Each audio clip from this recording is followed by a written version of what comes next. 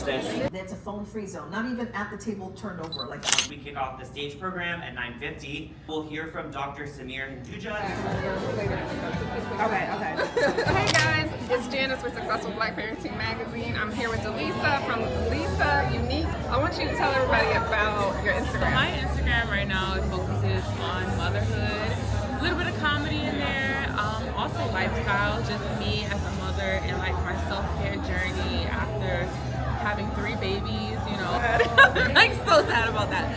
But yeah, so just, you know, a little bit of comedy to make people laugh and enjoy my content. Definitely some educational videos in there and lifestyle.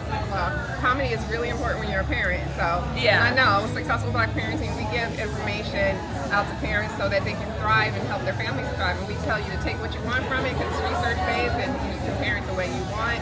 And we have our Instagram too at Successful Black Parenting. Speaking of Instagram, we're here at Meta today, and we are all influencers, so I'm going to be talking to a few more people. But how do you feel about being here? Oh, I'm so excited. You know, I do have younger children, but at some point they are going to grow up, and I have younger siblings, so just helping my parents navigate and make sure that my siblings are okay, make sure when my children grow up, I know what's already in place and what has been in place for years at this point, well, at that point for me.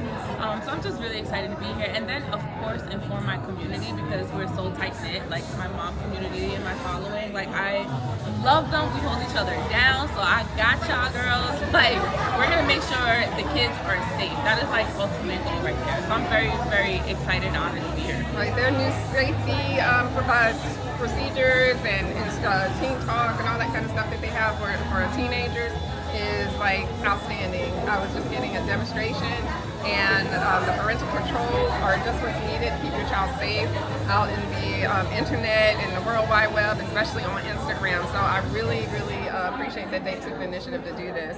So that's really important. And I'm happy to be here with all these wonderful content creators. So thank you guys for inviting us. Yeah, so we're moving all teens into it. We just launched this last month, and so we're in the process of a lot of you. Makes sense. A teen or a tween. Okay, a lot of you, great. On screens or in front of a device. You hear about your experiences as parents, and we have a lot to cover today. So my role and the role of all the work that we're doing to make sure that young people can have a safe and a positive and age-appropriate experience. So first, parents are concerned about who can contact their teen. And so to address this, Instagram's defaulting teens, they're going to have private accounts. STALK, I want to make sure you know, we remove content that violates our community standards if it breaks our eyes for your own children. Thank you so much. It's having these discussions and then even showing them how you decide what content you follow and why you follow it. And why you choose not to follow certain things, or when you take a break, because you should, and when you have certain parameters around screen time, like not in the car, not at the dinner table, those kinds of things. So I think having these discussions and helping them see how you make those decisions and having kind of a bird's eye view of your thinking process as well. Yeah. One thing I found is, and a big thing that I discuss a lot in therapy and coaching is values-based living. So when you're doing anything, you should really be clear about why you're doing it. What do you value that you're engaging in this? And if it's something that you value but you're not engaging in it, why is that? So it's the same thing with our phones and our screens and phone-free zones and everything. So if there's certain things that are certain times when it's phone-free, well, why? Why is that? So at the dinner table, for example, it's a phone-free zone, not even at the table turned over like that. Writing a book, so I'm so happy that I've taken to me 10 months, but I'm finally released it to my editor, and it's coming out next year. But it's about parenting tweens and teens, and a lot of the research that I kept looking at over and over again, even with all my work with parents, the thing that comes up the most is that there's no one hack for parenting a teen. The relationship is what's key, over and over again. Even in therapy, learning to be a psychologist, the bottom line is you can do 1,000,001 different psychological interventions, but the key to healing is the relationship every single time.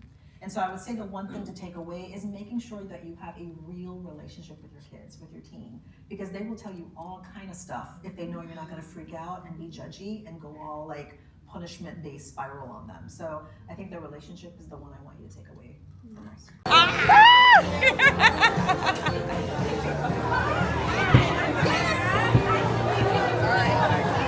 You gave such good information.